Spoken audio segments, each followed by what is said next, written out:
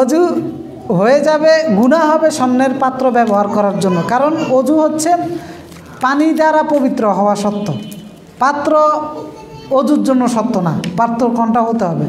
তো এই জন্য বিশুদ্ধ মত হচ্ছে সালাত হয়ে যাবে। তবে হ্যাঁ, ইচ্ছা করে কেউ যদি এইরকম জামা কাপড় পরিধান করে, আমি বলবো যে তার সালাতটা হবে না। কেন হবে না? কারণ হচ্ছে ইচ্ছা করে করলে সে জানে এটা হারাম, তারপরে এটা পরিধান করে নামাজ পড়তেছে ইচ্ছা করে, তো তাহলে তার নামাজ হবে না। এই কারণে, কারণ কোনো ব্যক্তি যদি জামার মধ্যে পেশাব লাগিয়ে অথবা পায়খানা লাগিয়ে নামাজ পড়ে, তো ইচ্ছা করে তার নামাজ হবে? তো সুতরাং এই কাপড়ের মধ্যে ছবি রাখা এটাও হারাম, সে জানে, এরপরে দিয়ে ছবি নিয়ে এসে নামাজ পড়ছে, তো এটাও তো ওইরকম অপরাধ।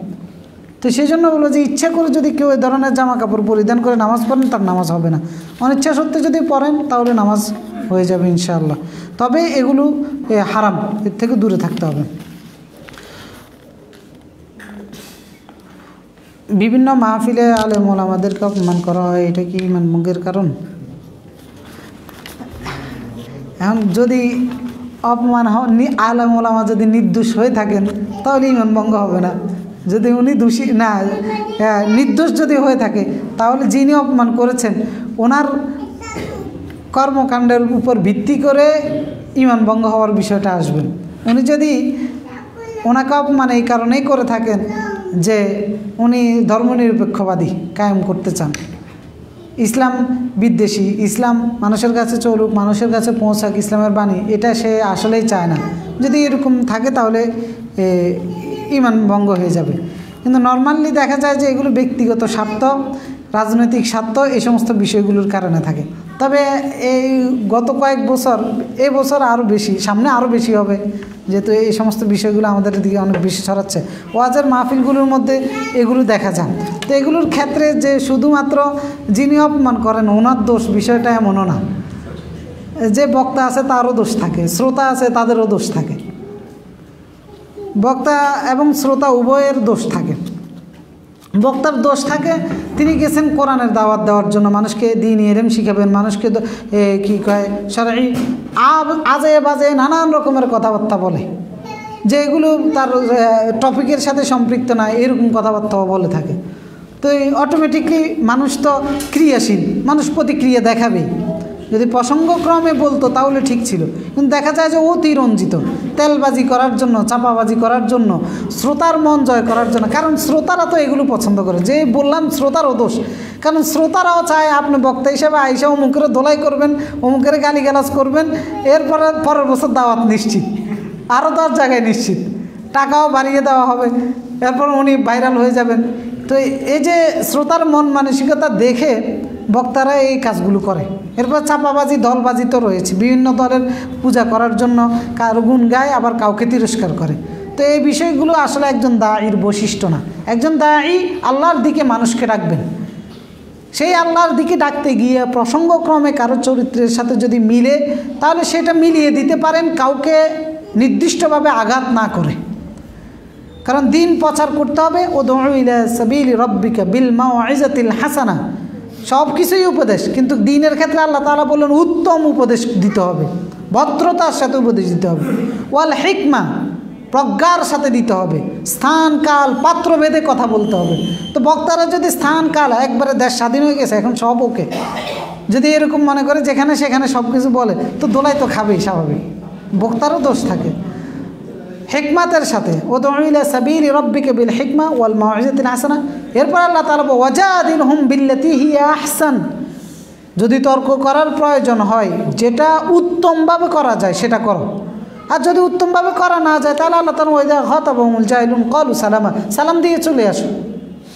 এই দায়ীর বৈশিষ্ট্য এগুলো। এখন কত হচ্ছে আমাদের এখানে যারা দায়ী হিসেবে, তারা দাওয়া নিয়ে পড়েও নাই, দায়ীর বৈশিষ্ট্য জানে না, কিচ্ছু জানে না। এদের প্রশিক্ষণের দরকার আছে, কি বলবে কি বলবে না আলাদা আলাদাভাবে প্রশিক্ষণ দিতে হবে। কিন্তু প্রশিক্ষণ নাই, কিছু নাই, জানা নাই, শোনা নাই, যে যা পারে এদেশে মানে কি আবল তাবল বলতেও লজ্জা লাগে। মূর্খতারও তো একটা ধরন থাকে। এরকমও বক্তা আছে এই যে কি কচু গাছ, মাছ টাছ, হাবি জাবি, এই সমস্ত মানুষ এগুলো শুনে, আর মানুষ দল বাঁধে। যেমন তাহিরি একটা, হাজার হাজার মানুষ তার এখানে যায়, তো কী আছে তার এখানে, সে কি বলে? তো আজ গুজুবি কথাবার্তাগুলো মানুষ শোনে। তো এইটা কি শুধু আপনি বক্তার দোষ দিবেন? বক্তারা যে আপনি 80,000 টাকা, 90,000 টাকা, 5 লক্ষ 20 লক্ষ টাকা দিয়ে মঞ্চ টঞ্চ তৈরি করে এরপর দিয়ে হেলিকপ্টার টাপ্টার ভাড়া করে আরও কত লক্ষ টাকার আয়োজন, তো এগুলো কি শব্দ বক্তার দোষ? আপনার শ্রোতা হিসেবে দোষ নাই? হ্যাঁ, এখন রিসিভারেরও তো নষ্ট হয়ে গেছে মানুষ, যারা রিসিভ করবে। কারণ আল্লাহ রাসূল সাল্লাল্লাহু আলাইহি ওয়াসাল্লাম যেটা বলেছেন যে শেষ জামানা এমন হবে ইয়াকবিদুল ইলমা বিকবদিল উলামা, যে রাসূল বলেন মানুষের থেকে এলেমটাকে উঠিয়ে নেওয়া হবে। রাসূলুল্লাহ বলেন টেনে হেসড়ে উঠিয়ে নেওয়া হবে এরকম নয়, বরং আলেমদেরকে উঠিয়ে নেওয়া হবে। এরপরে মূর্খরা থাকবে মাঠে ময়দানে, মানুষ এদেরকে গ্রহণ করবে। ইত্তাখাযান নাস রুউসান জুহালান, মানুষ এই মূর্খগুলোরে 1,000 10,000 20,000 80,000 টাকা দিয়ে ভাড়া করবে, এরপরে মূর্খরা কথা বলবে আর মানুষও আনন্দ পাবে। তো এখন সেটাই হচ্ছে। আপনারা মূর্খ বলে আরেকটা আছে, ওই কি একটা নাম ভুলে গেলাম, রাজশাহীর একটা আছে, আরে আসিফে তো আবরারুল হক আসিফ, হ্যাঁ, ওই দেখেন চাপাচাপি করতেছে পোলাপানে ধরে, ওইটার মানে কি ওয়াজ করে, কি প্রেম কাহিনী টাহিনী হাবিজাবি ওয়াজ করে। তো এগুলোও বক্ত হয়ে গেছে, এগুলো আলেম হয়ে গেছে। এগুলো লক্ষ হাজার হাজার টাকা দিয়া খরচ করে প্যান্ডেল করে মঞ্চ আয়োজন করে সে আয়োজন করতেছে, আপনাদের মতো আমাদের মতো শ্রোতারা এত আয়োজন করতেছে। আপনারাই তো এদেরকে গ্রহণ করেছেন। ইত্তাখাযান নাস রুউসান জুহালান, আল্লাহ রাসূল বলেন যে জাহেলদেরকে নিয়ে যাবে। আর এরা হচ্ছে আল্লাহ রাসূল আরেক হাদিসে বলেছেন ইয়াখরুজু কওমুন ফি আখিরিজ জামান আহদাথুল আসনাম সুফাউল আহলাম ইয়াকুলুনা মিন কওলি খায়লিল বারিয়া ইয়ামরুকুনা মিনাদ দ্বীন কামা ইয়ামরুকুস সাম মিনার রামিয়া, যে শেষ জামানায় এইরকম কিছু বক্তা বের হবে যেটি মানুষকে ভালো কথা বলে বেরোবে। গুণ বললেন তারা হচ্ছে আহদাথুল আসনান, অর্থাৎ নতুন দাঁত গজিয়েছে, অল্প বয়সী। সুফাহাউল আহলাম, এদের জ্ঞান যোগ্যতা নাই, এদের কোনো জ্ঞানগত যোগ্যতাই নেই। এরকম মূর্খগুলো ভালো কথা বলে বেরাবে। তা আল্লাহ রাসূল বলেন ইয়ামরুকুনা মিনাদ দ্বীন কামা ইয়ামরুকুস সাম মিনার রামিয়া, তীর যেভাবে ধনুক থেকে বের হয়ে যায় এরা দিন থেকে এভাবে বের হয়ে যাবে। এই সমস্ত বক্তা ভাইরাল টাইরাল যেটি আছে এটি হচ্ছে এরকম, এগুলোকে আপনারা নিয়ে যাচ্ছেন, এরা দিন থেকেও এভাবে বের হয়ে যাবে। সুতরাং নির্ভরযোগ্য বিশেষজ্ঞ বয়োবৃদ্ধ আলেমদের কথা শুনবেন। বয়সের একটা পরিপক্কতা রয়েছে। রাসূলুল্লাহ তার সাহাবীদের সমস্ত নবী এবং রাসূলদেরকে আল্লাহ চাইলে তো 20 বছর বয়সে 25 বছর বয়সে নবুয়ত দিয়ে দিতে পারতেন। আমার কাছে 70-80টা বই লেখা আছে, আমি একটাও প্রকাশ করিনি। আমি অপেক্ষা করতেছি বয়স হোক, কারণ হচ্ছে জানার কোনো শেষ নেই। আজকে একটা জানতেছি, কালকে দেখেছি এটার বিপরীত হচ্ছে। তো সেই যে জানার পরিধি, এখন একটা লেখে বাজারে ছাড়িয়ে দিব, পরে যদি দেখি যে এটা আমার বক্তব্যের বিপরীত হচ্ছে। তো এই বয়সের পরিপক্কতা অবশ্যই প্রয়োজন রয়েছে। আপনি যদি বিশুদ্ধ জ্ঞান অর্জন করতে চান এই বিষয়গুলো মাথায় রাখতে হবে। কোনো নবীকে আল্লাহ রাসূল পরিপক্ক হওয়ার আগে আল্লাহ তাআলা নবুয়ত দেন নাই, তো নবুয়ত দিয়েছেন প্রাপ্তবয়স্ক হওয়ার পরে। এটা পর্যায়ক্রমে আসতে হবে। আলেমদের সোহবাত লাগে, বিশেষজ্ঞ আলেমদের। কি বাজারে হাজারে নিজে সেই অমুকেরও কপি করে তমুকেরও কপি করে সিউরি গিয়ে বিভিন্ন রকমের কিচ্ছা কাহিনী মুখস্থ করে এরপরে দিয়ে সেটি বলে, আর মানুষ হাজার হাজার টাকা খরচ করে এদেরকে নিয়ে শুনতেছে। তো তাহলে গণদোলাই নিজের খাসলতার কারণে খায়। সব কিছু যে একবারে মানুষের দোষ বিষয়টা এমনও না। তো সেই জন্য এগুলোতে উভয়ের দোষ রয়েছে। তো এগুলো যে খালি দোলাই যাতে দেয় তার যে ইমান চলে যাবে বিষয়টা এমন না। হ্যাঁ, এখন যে দোলাই খাচ্ছে সেও কী কারণে খাচ্ছে সেটাও দেখতে হবে। এগুলো কন্ট্রোল করার প্রয়োজন। যারা দায়িত্বশীল রয়েছে বা যারা উদ্যতন রয়েছে এই সমস্ত বক্তা এগুলোর কন্ট্রোল না করলে এই জাতি আরও নষ্ট হয়ে যাবে, এতে কোনো সন্দেহ নাই। কোনো মুসলিম ভাইদেরকে ভাই বলে সম্বোধন করার সুযোগ আছে কিনা? অমুসলিম ভাইদেরকে ভাই বলে, দেখেন ইসলাম এমন একটা জীবন ব্যবস্থা, এটা স্বতন্ত্র। এখানে আপনি যখন প্রবেশ করবেন স্বতন্ত্রভাবে থাকতে হবে। এখানে সম্পর্ক হবে মান আহাব্বা লিল্লাহ ওয়া মান আবগাদা লিল্লাহ ওয়া মান আলিল্লাহ ফাকাদ ইস্তাকমালাল ঈমান। ঈমানদার হিসেবে থাকতে হলে আল্লাহর জন্য ভালোবাসা, আল্লাহর জন্য শত্রুতা, এটাই করতে হবে। আল্লাহর জন্য দিবেন, আল্লাহর জন্য মানা করবেন, এই নীতিতে থাকতে হবে। সাহাবাই কারাম এই নীতিতে ছিলেন কিনা তা আল্লাহ তাআলা বলছেন আমিনু কামা কি কয় ফাইন আমানু বিমিথলি মা আমানতুম বি ফাকাদ ইহতাদাউ। যদি তোমরা ঈমান আনো সাহাবায়ে কেরামের মতো তাহলে হেদায়েত পাবা। সুতরাং ঈমান হতে হবে সাহাবায়ে কেরামের মতো। তো সাহাবায়ে কেরামের জীবনে আপনারা গিয়ে দেখেন, ইসলাম আনার কারণে ওনারা ভাই হয়ে গেছে শত্রু, বাবা হয়ে গেছে শত্রু, সন্তান হয়ে গেছে শত্রু, স্ত্রী হয়ে গেছে শত্রু, পার্থক্য হয়ে গেছে। ভাইয়ের সাথে আর সম্পর্ক নাই, বাবার সাথে সম্পর্ক নাই, ছেলের সাথে সম্পর্ক নাই, স্ত্রীর সাথে সম্পর্ক নাই, আলাদা হয়ে গেছে। স্ত্রী রয়েছে মক্কা, স্বামী রয়েছে মদিনায়, স্বামী রয়েছে মদিনায়, স্ত্রী রয়েছে মক্কায়, সংসার আলাদা হয়ে গেছে।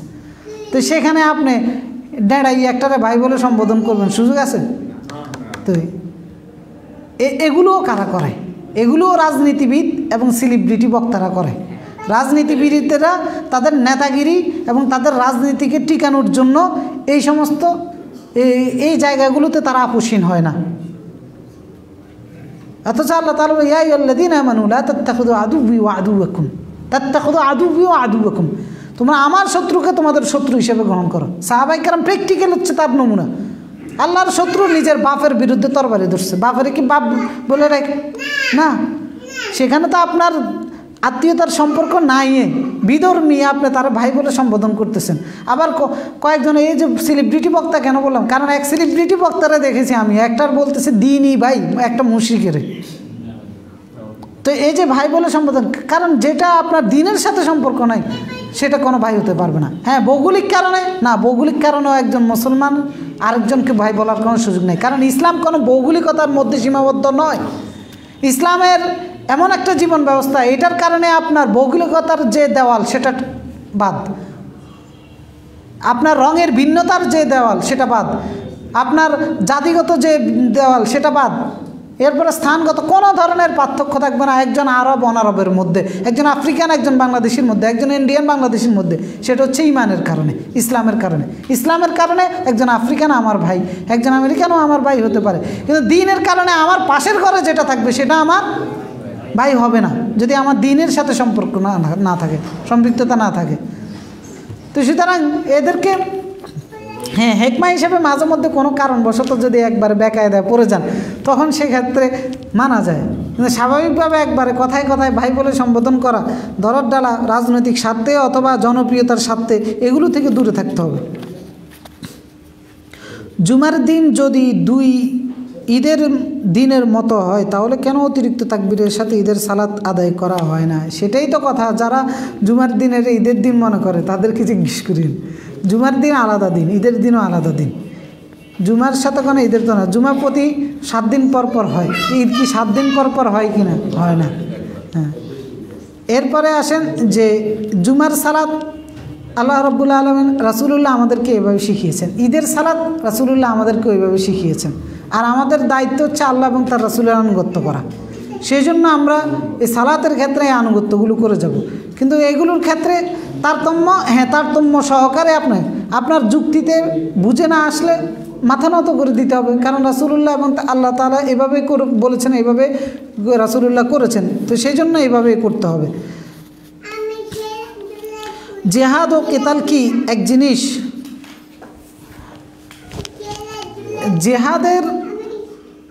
জেহাদ এবং কেতাল একই জিনিস, তবে জেহাদের পরিব্যাপ্তিটা বিশাল, কেতালের পরিব্যাপ্তিটা সীমাবদ্ধ, ছোট। অর্থাৎ জেহাদের প্রকারের মধ্যে একটা প্রকার হচ্ছে কেতাল, কারণ জেহাদ শব্দের শাব্দিক অর্থ হচ্ছে প্রচেষ্টা চালানো। তো সেই হিসেবে জেহাদ ব্যাপকতা দাবি করে। সে ব্যাপকতাগুলোর মধ্যে কি হচ্ছে, আল্লাহ তাআলা ওয়াল্লাযীনা জাহাদু ফীনা লানাহদিয়ান্নাহুম সুবুলানা ওয়া ইন্নাল্লাহা লামাআল মুহসিনিন, যারা আমার রাস্তায় থাকার জন্য জেহাদ করে। তো এখানে কেতাল একবার সব কিছু উদ্দেশ্য, এই জন্য জেহাদের ব্যাপকতা বেশি। আল্লাহর রাস্তায় থাকার অনেকগুলো রাস্তা রয়েছে। তা আল্লাহ তাআলা বলেন, তা আমার রাস্তায় থাকার চেষ্টা চালালে আমি তাকে আমার রাস্তাগুলো দেখিয়ে দিব।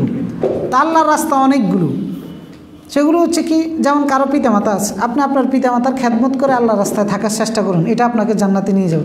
এই যে আজকে এলেমের উপরে আলোচনা করলাম, আপনি এলেম শিখার পিছনে লেগে থাকেন, এটা আপনাকে জান্নাতে নিয়ে যাবে। এইভাবে প্রত্যেকটা আমল এক একটা রাস্তা, যেটা দিয়ে আপনি আল্লাহর কাছে পৌঁছে যেতে পারেন। তো আল্লাহ বলে এই রাস্তাগুলো থাকার জন্য প্রচেষ্টা চালাবে। তো এই রাস্তাগুলোর মধ্যে আরেকটা রাস্তা হচ্ছে কেতাল, অর্থাৎ সশস্ত্র সংগ্রাম, তরবারির মাধ্যমে কাফেরদের বিরুদ্ধে লড়াই করা, অর্থাৎ অনেক জেহাদের প্রকারের মধ্যে একটা প্রকার। তো সাধারণভাবে জেহাদ হচ্ছে 4 প্রকার। এক প্রকার জেহাদ হচ্ছে জেহাদ বিন নফস, নিজের নফসের সাথে লড়াই করা। নিজের নফসের সাথে কি? জ্ঞান অর্জনের জন্য, ইবাদত করার জন্য, আল্লাহর আনুগত্য করার জন্য, সকালবেলা ফজরের নামাজ পড়ার জন্য নিজের নফসের সাথে, নিজের প্রবৃত্তির সাথে লড়াই করতে হয় কিনা, হালাল হারাম বেঁচে চলার জন্য, নীতি নৈতিকতা মেনে চলার জন্য, জেনা ব্যভিচার থেকে নিজকে দূরে রাখার জন্য, এগুলোর জন্য নিজের সাথে সংগ্রাম করা লাগে কিনা? করা লাগে। প্রেম প্রীতি থেকে দূরে থাকার জন্য করা লাগে কিনা? করা লাগে। কারণ অনেকে আয়সা বলে, জিজ্ঞেস করে যে কীভাবে থাকবো, এই জেহাদ করতে হবে। তো এটা হচ্ছে জেহাদ বিন নফস। রাসূলুল্লাহ বলেছেন, আল মুজাহিদু মান জাহাদা লিনাফসিহি ফি তাআতিল্লাহ। প্রকৃত মুজাহিদ হচ্ছে ওই ব্যক্তি, যে ব্যক্তি আল্লাহর আনুগত্যের উপরে থাকার জন্য নিজের নফসের সাথে, প্রবৃত্তির সাথে লড়াই করে। কারণ এটা অনেক কঠিন জেহাদ। যারা এই জেহাদে পরাজিত হয়ে যায় তারা কেতালে আর সম্ভব না। তো সেই জন্য এটা হচ্ছে প্রকৃত জেহাদ, নিজের নফসের সাথে, 1 নাম্বার। 2 নাম্বার হচ্ছে জেহাদ বিশ-শয়তান, শয়তানের সাথে জেহাদ করা। কারণ শয়তান সবসময় আপনাকে চাইবে সোজা রাস্তা থেকে বাঁকা রাস্তায়, অর্থাৎ জান্নাতের রাস্তা থেকে জাহান্নামের রাস্তায়। আপনি তার সাথে লড়াই করে আবার সোজা রাস্তায় চলে আসবেন, এটা হচ্ছে শয়তানের সাথে। কারণ আল্লাহ তাআলা বলেছেন যে ইন্নাশ শাইতানা লাকুম আদু, শয়তান তোমাদের শত্রু, ফাত্তাখিযুহু আদুওয়া। সুতরাং শত্রুর সাথে শত্রুতার মতো ব্যবহার করো, তাকে শত্রু হিসেবে গ্রহণ করো। সুতরাং শয়তানের সাথে যুদ্ধ করা, শয়তানি কাজকর্মের সাথে যুদ্ধ করা, যতগুলো অন্যায় কাজ আছে সব শয়তানের কাজ। এইটা জেহাদ বিশ-শয়তান। এরপরে জেহাদ আলুল বিদআ ওয়া আহলুজ জুলম, বেদাতীদের সাথে লড়াই করা, জালেমদের সাথে লড়াই করা, এটাও জেহাদ। যেমন অত্যাচারী একজন ব্যক্তি, শাসক, যেমন হাসিনা সরকার, ওই সময় তো কেউ কথা বললে কোনো আলেম ওলামা আরেক আলেম বলতেছে জায়েজ হইতেছে না। অথচ রাসূলুল্লাহ সাল্লাল্লাহু আলাইহি সাল্লাম বললেন যে আফদালুল জিহাদ কালিমাতু হাক্কিন আলা সুলতানিন জারিন, যে জালেম শাসকের সামনে উচিত কথা বলতে পারা সর্বোত্তম জিহাদ। আর কিছু ওলামারা দেখেন নাই, তখন দালালি করে গেছে। এই হাদিস তারা জানতো না নাকি? এমনকি ফরিদউদ্দিন মাসুদের দেখছি জাপানে যাই বলতেছে যে জেহাদ টেহাদ এগুলো সন্ত্রাসী কর্মকাণ্ড। এক কি কনফারেন্সে গেছিল, ওইখানে যাই বলতেছে। তো এই যে আরেক প্রকারের জেহাদ হচ্ছে এই জালেমের বিরুদ্ধে তার জুলুম রুখে দেওয়ার জন্য তার সামনে কথা বলা, হাত দিয়ে বাধা দেওয়া, অথবা প্রতিবাদ করা, যা যেভাবে পারা যায়, এগুলোও জেহাদ। চূড়ান্ত জেহাদ হচ্ছে মাল কুফার ওয়াল মুশরিকিন, কাফেরদের সাথে, সেটা হবে তরবারির মাধ্যমে। যেমন আফগানিস্তান করেছে আমেরিকার বিরুদ্ধে, সাহাবায়ে কেরাম করেছেন কাফেরদের বিরুদ্ধে। তো সেইগুলো হচ্ছে, তো এই 4 প্রকার জেহাদ। সুতরাং কেতাল এটা সর্বপ্রকার জেহাদের একটা প্রকার জেহাদ। আরও বাকি যেগুলো রয়েছে সেগুলো সব কিছুই জেহাদের অন্তর্ভুক্ত। আমি আমার বন্ধুর কাছে কিছু টাকা পাই, কিন্তু সে টাকা দিতে অপারগ এবং যাকাত গ্রহণযোগ্য। হ্যাঁ, অপারগ বলতে দিতে চাচ্ছে না, নাকি দিতে অক্ষম, টাকাই নাই। যদি অপারগ এটা হয় যে আপনাকে দিতে চাচ্ছে না, তাহলে তো জাকাত হবে না। আর যদি এরকম তার কাছে টাকা নেই, তাহলে ঋণগ্রস্ত হিসেবে জাকাত গ্রহণযোগ্য। এখন আমি অন্য কারো কাছ থেকে তার জন্য দানস্বরূপ টাকা গ্রহণ করি, কিন্তু আমি টাকা না দিয়ে আমার পাওনা টাকা হিসেবে কর্তন করি, তাহলে উক্ত টাকা গ্রহণ করা আমার জন্য হালাল হবে কিনা? ওইটা হিলে বিয়ের মতো আর কি, বুঝছেন? এটা হচ্ছে আপনি, হ্যাঁ, আপনি ওনাকে ধার দিয়েছেন, এখন উনি আপনারটা পাওনা টাকা ফেরত দিতে অক্ষম। এই অক্ষমতা হচ্ছে সে যদি প্রতারক হয়ে থাকে, চিটিংবাজি করে আপনাকে, তার কাছে টাকা দিতে সক্ষমতা আছে কিন্তু সে দিতে চাচ্ছে না, তাহলে সে আল্লাহর কাছে গুনাহগার হবে, আমানতের খেয়ানতদারি হিসেবে সাব্যস্ত হবে। আর যতদিন আপনাকে দিবে না ততদিন আপনি সব পাইতেই থাকবেন। খালি যে পরিমাণে টাকা দান করছেন এর চাইতে ডবল। কোনো হাদিসে আমরা একবার আলোচনা করেছিলাম যে কয়েক লক্ষ গুণে, একদিনে এতদিনে এই লক্ষ লক্ষ টাকা সব পাবেন। এরপরে সে যদি এরকম দারিদ্র হয়ে থাকে, তাহলে আপনি তার জন্য কারো কাছ থেকে জাকাত নিতে পারেন, দান সাদাকা নিতে পারেন, তবে সেইটা আপনি তাকে দিয়ে দিতে হবে, তার মালিকানায়। কারণ মালিকানা হস্তগত হওয়ার পূর্বে মালিকানা সাব্যস্ত হয় না, তো হস্তগত তার হতে হবে। আপনি যে জাকাতের টাকা তার জন্য নিয়েছেন বা দান সাদাকার টাকা নিয়েছেন, এটা তার মালিকানায় দিয়ে দিবেন। এরপরে দিয়ে এবার আপনি তারা বলেন যে আমার পাওনা টাকা আমাকে দিয়ে দাও, আমি তোমার কাছে যে টাকাগুলো পাই। অর্থাৎ মালিকানা পরিবর্তন করে নিতে হবে। আপনি আরেকজনের কাছ থেকে নিয়েছেন, তার মালিকানায় দিয়ে দিতে হবে। এখন সে তার মালিকানার থেকে আপনাকে আপনার মালিকানায় দিবে, তখন গিয়ে আপনার জন্য জায়েজ হবে। তাহলে আপনি তার জন্য জাকাতের টাকাটা সংগ্রহ করেন না, যদি আপনি জানেন যে এরকম সিটিংবাজি করবে আপনার। তার মানে সে আপনাকে যেটা দিচ্ছে না আপনার পাওনা টাকা, সেটার জন্য সে সিটিংবাজি করতেছে।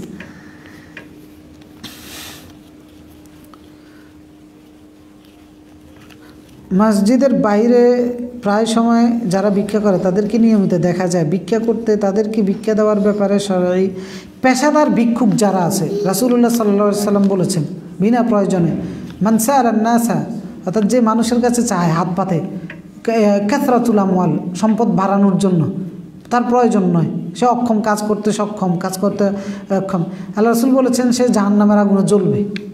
হাদিসের রেওয়ায়তটা আমার মনে নেই কোন হাদিসের, আমি তো সেজন্য এই পেশাদার ভিক্ষুক এগুলোকে আমি ব্যক্তিগতভাবে বলি যে না দেওয়ার জন্য। কাজ করতে সক্ষম দিয়ে এদের চরিত্র আরও নষ্ট করা হচ্ছে, এদের কর্মক্ষমতাকে আপনি আরও বিলুপ্ত করে দিচ্ছেন। তো সেই জন্য বলি যে এদিনে না দেওয়ার জন্য, যেগুলো জানেন শুনেন। এরপরে যারা আপনার অক্ষম এদেরকে বেছে বেছে দিবেন, যারা আসলেই কী কয় অক্ষম, কাজকর্ম করতে পারে না। আর অনেকেই বলেন যে হাত পাতলেই দিতে হবে, তা হাত পাতলেই এখন অন্যায়ের জন্য যদি হাত পাতলে আমি তাহলেও দিয়ে দিব। রাসূলুল্লাহর একটা হাদিসের মধ্যে আছে, আল্লাহ তাআলা কোরআনেও বলেছেন আম্মা সাইলা ফালা তানহার, যারা হাত পাতে তাদেরকে ধমক দিও না। এখানে মাকসুদ কি, উদ্দেশ্য হচ্ছে যারা অভাবের কারণে হাত পাতে, কিন্তু যে স্বভাবের কারণে হাত পাতবে তাকে ধমক দিব না। আল্লাহর কোরআনের আয়াত মানে নাজিল হয়েছে যারা অভাবগ্রস্ত তাদের উদ্দেশ্যে। এই যে এইটার যদি নিয়ে স্বভাবগ্রস্ত এক ব্যক্তির বসায় দিই, তো সুতরাং আমরা বলবো যে হ্যাঁ ঠিক আছে, তারপরেও ধমক দিয়েন না, ভদ্রতার সাথে তারা এড়িয়ে চলেন বা তারা বুঝাই দেন। এদেরকে না দেওয়াটাই বেটার, এটা সমাজের জন্য কল্যাণকর, দেশের জন্য কল্যাণকর, আবার আরেকজন অভাবগ্রস্ত ব্যক্তিকে আপনি সহযোগিতা করতে পারবেন, সেজন্য কল্যাণকর।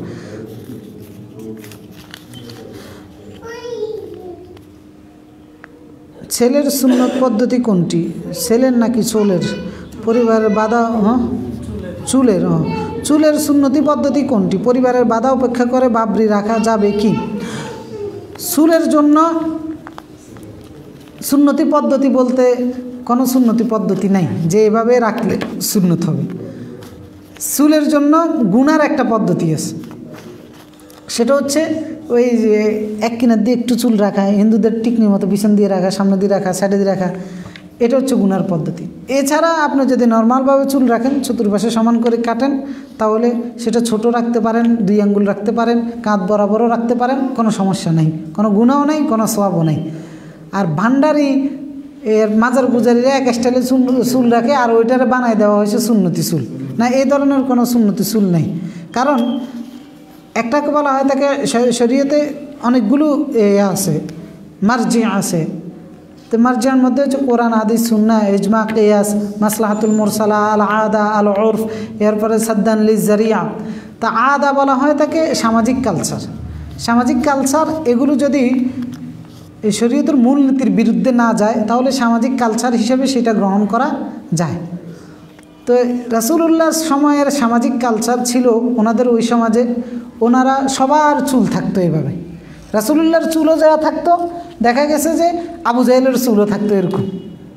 রাসূলুল্লাহ পাগড়ি পরতেন, আবু জাহেলও পাগড়ি পরত। শরীয়ত আসার পরবর্তীতে এগুলো চেঞ্জ হয় নাই, চুল রাখার স্টাইলও চেঞ্জ হয় নাই।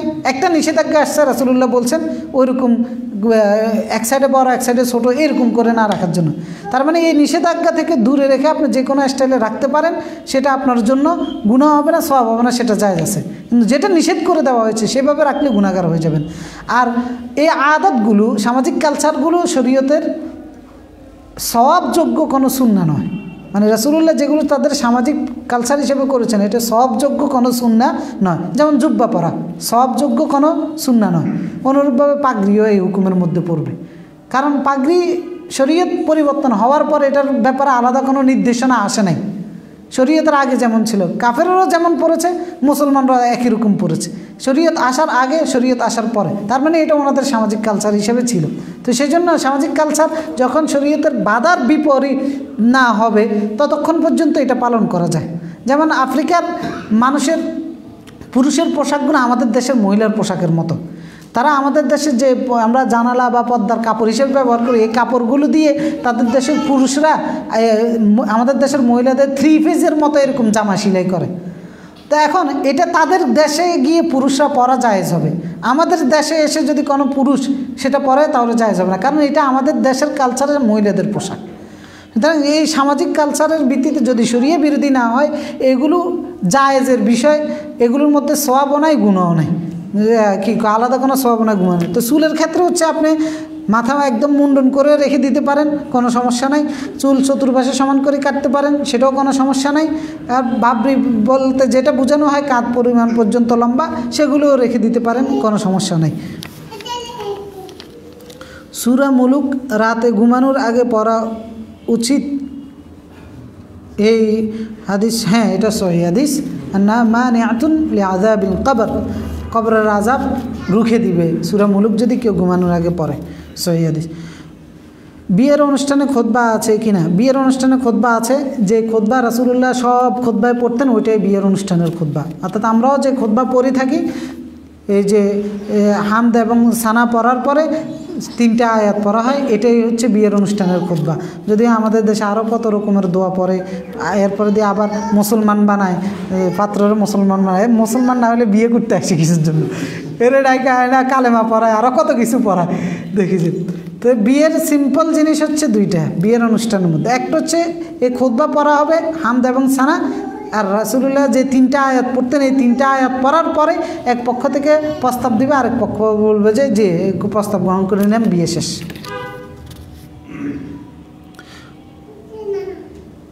ও বিয়ের অনুষ্ঠানে খুতবা শেষে সম্মিলিত মুনাজাত করা যাবে কি?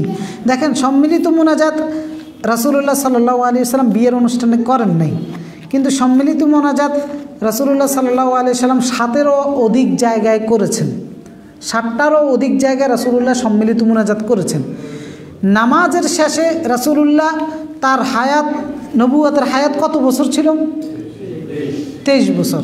23 বছর বয়সে যদি আমরা ধরে নিই রাসূলুল্লাহ 23 বছরের প্রতিদিন সালাত পড়েছেন, তো তাহলে 1 বছরে 365 দিন, প্রতিদিন 5 ওয়াক্ত করে, বছরে কত ওয়াক্ত হয় হিসাব করেন। 23 বছরে কত ওয়াক্ত হয় হিসাব করেন। এতগুলো নামাজ রাসূলুল্লাহ পড়িয়েছেন, 2-3 ওয়াক্ত হয়তো আবু বকর অথবা অন্য কাউকে দিয়ে পড়িয়েছেন অসুস্থতার কারণে। একটা ওয়াক্তে রাসূলুল্লাহ সবাইকে নিয়ে নামাজের পরে সম্মিলিত মুনাজাতটা করেন নাই। এই কারণে বলি যে এটা বেদাত, তার সাহাবীরাও করেন নাই। সহজ হিসাব, এমনকি বানোয়াট কোনো হাদিসও নাই, সহিহ হাদিস তো দূরে থাকে, সাহাবীদের জীবনেও পাবেন না যে ওনারা একটু এবার করেছেন। হ্যাঁ, কোনো কারণবশত কেউ রাসূলুল্লাহর কাছে দোয়া চেয়েছে, রাসূলুল্লাহ তখন সম্মিলিতও করেছেন, একা একাও করেছেন। এরপর মিনা মুজদালিফায় করেছেন, আরাফাতে করেছেন, খুতবার মধ্যে করেছেন, বৃষ্টির জন্য করেছেন সম্মিলিত মুনাজাত। এই জন্য সম্মিলিত মুনাজাত কোনো কারণবশত জায়েজ আছে। বিয়ের অনুষ্ঠানে যদি করে এটা জায়েজ হবে, জায়েজের মধ্যে পড়বে। যেহেতু এই যে নানান জায়গায় করেছেন, তার মানে এই অনেকগুলো জায়গায় করার কারণে বোঝা যাচ্ছে যে কোনো প্রেক্ষাপটকে সামনে রেখে করা যায়। তবে এটাকে নিয়ম বানানো যাবে না, এইটাকে নিয়ম বানানো যাবে না। নিয়ম বানাইলে এটা শরীয়তের মধ্যে একটা নিয়ম হিসাবে পড়ে যাবে। তা আমাদের দেশে কারণবশত করা হয় না, আমাদের দেশে করা হয় নিয়মের অংশ হিসাবে। সেই জন্যই বলে যে এটা না করার জন্য। হ্যাঁ, আপনি নিয়ম বানিয়ে করলে এটাও বেদাত হয়ে যাবে। কারণ বিয়ের অনুষ্ঠানের জন্য সম্মিলিত দোয়া করা এই নিয়ম রাসূলুল্লাহ বানায় নাই, আপনি কারণবশত করলেন, কোনো সমস্যা নেই। কিন্তু আপনি নিয়ম যখন বানাচ্ছেন তখন। কিন্তু আমাদের দেশের তো এটা কালচার, যে কোনো কিছু হলে শেষে দোয়া, এটা নিয়ম হিসেবে গ্রহণ করা হয়, এটা দোয়া হিসেবে গ্রহণ করা হয় না। আর দোয়া তো আমরা মৌখিকভাবে করি, এই যে নামাজের পরে বলে আল্লাহ তাআলা আমাদেরকে হেদায়েত দান করেন, আমাদেরকে চরিত্রগুলো সুন্দর করে দেন, এগুলোই দোয়া। কিন্তু আমাদের কয় না এটা দোয়া হয় নাই। হাত তুলতে হবে, আনুষ্ঠানিকতা একটা করতে হবে, সবাইরে বলতে হবে ফাতিহা একবার পড়েন, আলহামদুলিল্লাহ না আলহামদুলিল্লাহ একবার পড়েন, কুলহু আল্লাহ 3 বার পড়েন। তো এই আনুষ্ঠানিকতা নিয়মের কারণে জিনিসগুলো বেদাত হয়ে যাবে। আপনি যদি নিয়ম না বানিয়ে করতেন, হাত উঠিয়ে করতে পারেন, হাত নামিয়েও করতে পারেন, কোনো সমস্যা নেই। কারণ হাত উঠানো এটা দোয়ার আদব। আল্লাহ তাআলা, আল্লাহ রাসূল বলেছেন আল্লাহ ওই বান্দার হাতকে ফেরত দিতে লজ্জাবোধ করেন যে হাত তুলি আল্লাহর কাছে কিছু চায়। এই জন্য দোয়ার মধ্যে হাত তোলাও এটা আদব। তবে এগুলো নিয়ম বানিয়ে ফেললে বেদাত হবে, নিয়ম না করে যদি আপনি করলেন কোনো সমস্যা নেই। বাচ্চাদের কোনো প্রতিষ্ঠানে কিভাবে কোন লাইনে পড়াইতে পারি? কোনো প্রতিষ্ঠান তো একসাথে কোর্স নাই, কি করতে পারি? ইনশাআল্লাহ আগামী সপ্তাহে আলোচনা করবো। তো ভার্সিটি পড়ুয়া ছেলে মেয়ে বাবা মায়ের অনুমতি ব্যতীত বিবাহ করেছে, কিছুদিন তারা কাউকে না জানিয়ে সংসার করেছে, পরবর্তীতে অনেক ঝামেলার কারণে ছেলেটি তার স্ত্রীকে 3 তালাক প্রদান করেছে। প্রশ্ন হলো তাদের বিয়ে হয়েছে কিনা? এত কিছু হওয়ার পরে নি প্রশ্ন, বলে এত কিছু হওয়ার পরে প্রশ্ন, আগে প্রশ্ন করার সুযোগ পায় না। এত কিছু হয়ে গেছে, বিয়ে কইরা বিয়ে ভাঙেও ফেলছে, তো এখন আর প্রশ্নের দরকার কি? সব তো মিটমাট হয়ে গেছে। দেখেন মানে কি অবস্থান। প্রথম কথা হচ্ছে এদের বিয়ে হয় নাই, পুরাটাই এদের হারাম হয়েছে। প্রেম করেছে সেটাও হারাম হয়েছে, বিয়ে করেছে সেটাও হারাম হয়েছে। কারণ মেয়ের, বিশেষ করে মেয়ে, অভিভাবকের অনুমতি ছাড়া বিয়ে করা মেয়ের জন্য জায়েজ নেই। কারণ রাসূল সাল্লাল্লাহু আলাইহি ওয়াসাল্লাম বলেছেন আইয়ুমরাতিন নাকাহাত বিগাইরি ইযনি ওয়ালিয়ুহা ফানিকাহুহা বাতিল, যে তার অভিভাবকের অনুমতি ছাড়া যে নারী বিবাহ করে ফানিকাহুহা বাতিল, 3 বার বলছেন, তার বিয়ে বাতিল, তার বিয়ে বাতিল, তার বিয়ে বাতিল, হওয়া বিয়ে বাতিল অভিভাবকের। এই জন্য মেয়েদের ক্ষেত্রে অবশ্যই অনুমতি লাগবে। কারণ একটা বিয়ের পরে একটা ছেলে, বিয়ে পরবর্তীতে যে সংকটগুলো তৈরি হয়, এটার ভুক্তভোগী একটা ছেলে যে পরিমাণে হয়, একটা মেয়ে তার চাইতে বেশি হয়। তো সেই জন্য অভিভাবক একটা মেয়ের জন্য আবশ্যক। এমনকি রাসূলুল্লাহ অভিভাবকের অনুমতিটা এত জোরালোভাবে দিয়েছেন, বলেছেন কারো যদি অভিভাবক না থাকে তাহলে ফাসসুলতান ওয়ালিয়্যুন মান লা ওয়ালিয়্য লাহু, স্থানীয় দায়িত্বশীল যিনি আছে, মেম্বার, চেয়ারম্যান, তাকে ওলি বানিয়ে হলেও তার বিয়ের ব্যবস্থা করতে হবে। কারণ একটা মেয়ের বিয়ে পরবর্তীতে তার যে ক্রাইসিসগুলো হবে সেইগুলো দেখভাল কে করবে? এটা তো পরে সাগরে ভেসে যাবে। তো এখন শরীয়ত মানেন না, কোনো ক্ষেত্রেই তো মানেন না, এখন শেষে এসে প্রশ্ন করে কোনো লাভ আছে? এগুলো সব জেনাকারিনী এবং জেনাকার হিসেবে আল্লাহর দরবারে সাব্যস্ত হবে। কোনো কাপড়ে চোখ মুখওয়ালা, ওইটা তো আমরা আলোচনা করেছি, শেষ তো। জাযাকুমুল্লাহু খাইরান।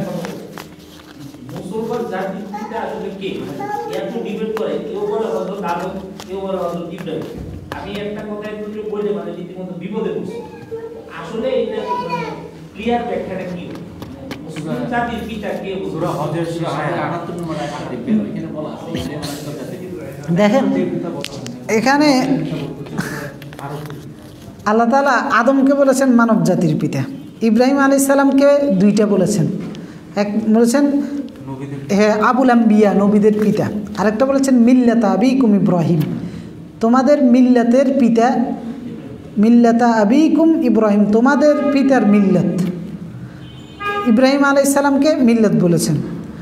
তো এই জন্য মিল্লাতের পিতা। তো মিল্লাতের পিতা মানে কি? মিল্লা মানে হচ্ছে আদর্শিক, মিল্লা মানে হচ্ছে আদর্শ উম্মাহ। তো মুসলিম উম্মাকে যদি একটা উম্মাহ ধরা হয় তাহলে আল্লাহ তাআলা বুঝাচ্ছেন যে মিল্লা দ্বারা যদি আমরা উম্মাহ ধরি মানে উম্মত, তাহলে আল্লাহ তাআলা বুঝাচ্ছেন যে মুসলিম উম্মতের পিতা ইব্রাহিম আলাইহিস সালাম। ওয়া সাম্মাকুম আল মুসলিমিন, ইব্রাহিম আলাইহিস সালাম আমাদের নাম রেখেছেন মুসলিম। তো মুসলিম মিল্লাতের পিতা, অর্থাৎ মুসলিম যে একটা উম্মাহ, উম্মাহ কনসেপ্ট যেটা, সেই উম্মাহ হিসেবে মুসলিমদের পিতা ইব্রাহিম আলাইহিস সালাম। তো সেই হিসেবে ইব্রাহিম আলাইহিস সালাম আমাদের পিতা, আর নবীদের পিতা ওই হিসেবে পিতা। কিন্তু আমাদের ওরজাত পিতা না, যে আমি ওই পিতার ঘরে জন্মগ্রহণ করেছি ওইভাবে না। আমাদের আদর্শিক পিতা হচ্ছেন ইব্রাহিম আলাইহিস সালাম। হ্যাঁ, কিন্তু আদম আলাইহিস সালামকে আল্লাহ তাআলা বলেন না, এই কারণে আমরা বলতেছি না আর কি যে উনি মুসলিমদের পিতা। কারণ না, আদমের পরবর্তীতে দিন বিকৃত হয় না, দীর্ঘদিন পরে নূহ আলাইহিস সালামের পরবর্তীতে দিন বিকৃত হয়েছে। তো সম্ভবত আমি জানি না, কিন্তু আমার মনে হচ্ছে যেন যে মুসলিম নামটা আমাদের আনুষ্ঠানিকভাবে রাখা হয়েছে ইব্রাহিম আলাইহিস সালামের পরবর্তীতে। এর আগে আনুষ্ঠানিক মুসলিমদের মুসলিম নাম ছিল না, ও কী কয় আল্লাহর দরবারে হয়তো, কিন্তু আনুষ্ঠানিক এই নামটা ইব্রাহিম আলাইহিস সালাম পরবর্তীতে এসেছে, যেহেতু আল্লাহ তাআলা বলছে ওয়া সাম্মাকুম আল মুসলিমিন, যে ইব্রাহিম আলাইহিস সালামই তোমাদেরকে মুসলিম হিসেবে নামকরণ করেছেন। তো সেই হিসেবে মনে হচ্ছে যেন আনুষ্ঠানিক নামকরণের কারণেই ইব্রাহিম আলাইহিস সালাম আমাদের মিল্লাতের পিতা।